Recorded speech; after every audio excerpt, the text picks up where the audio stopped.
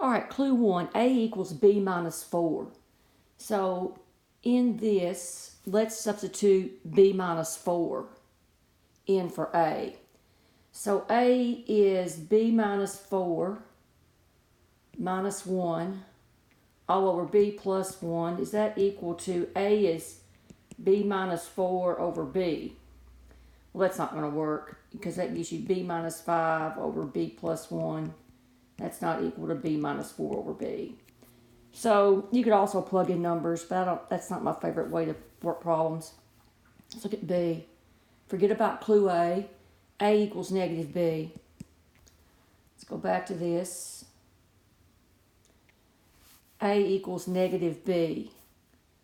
A is negative B. So it's negative B minus 1 over A is negative B all over B plus 1. There's no A in the denominator.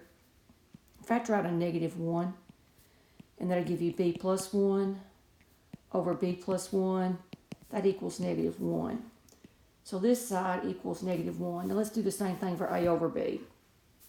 A over B. A over B. Well, what is A? A is negative B over B equals negative 1. So clue B works because we substituted in, got the same number on both sides. So the answer is B.